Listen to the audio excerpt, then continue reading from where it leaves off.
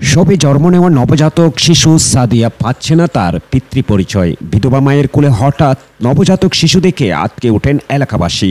সন্দেহের আঙ্গুল উঠে বিএনপি নেতার উপর।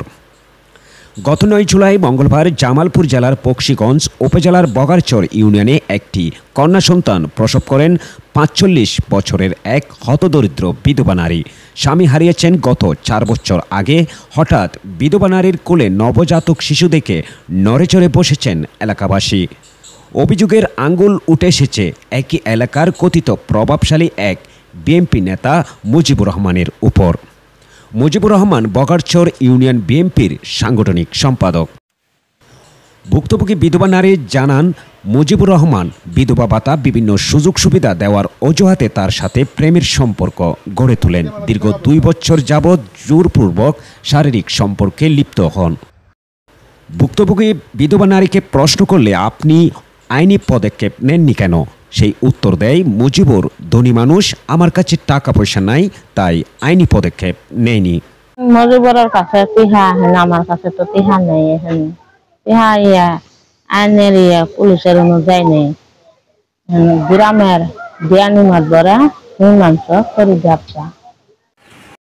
নবজাতক শিশু সাদিয়ার মামি বলেন, সন্তান প্রসবের পরপরই ঘটনাটি টাকা দিয়ে দামাচাপা দেওয়ার চেষ্টা চালায় অভিযুক্ত মুজিবুর রহমান।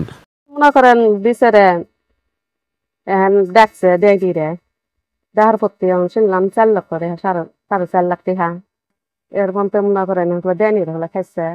তার প্রতি মনে নাঙ্গ দেয়নি রে ব্যক্তি দেখি নিয়ে গেছে ফোনে ইচ্ছা তোমরা আঙ্গুরে বাড়িতে হয় 5,000 টাকা বাড়িতে এলাম। যার প্রতি মুজুবের বউ গেছে, মুজুবের দিদি গেছে, যাই এর হাতে সিঙ্গার নিল, নিয়ে আমি টাকা দিল 95,000 5,000।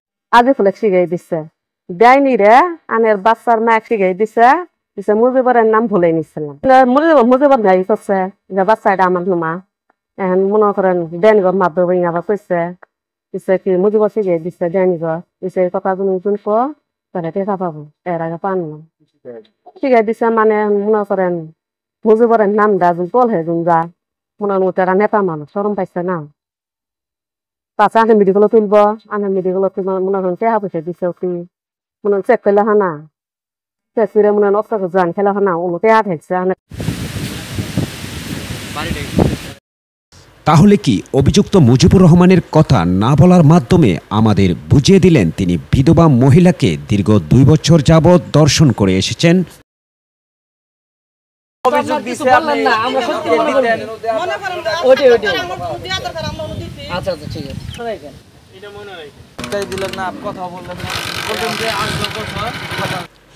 এ বিষয়ে বকশীগঞ্জ থানার ভারপ্রাপ্ত কর্মকর্তা আব্দুল আহাদের সঙ্গে কথা বললে তিনি জানান, বিষয়টি আমার জানা নেই, ভিকটিম থানায় আসলে আইনি ব্যবস্থা নেওয়া হবে। অবশেষে আপনাদের কাছে প্রশ্ন রেখে গেলাম, তাহলে কি নবজাতক শিশুটি পাবে না পিতৃ পরিচয়? এই নবজাতক শিশুটি কি এভাবেই বেড়ে উঠবে? সমাজের কাছে দিতে পারবে নাকি তার বাবার পরিচয়?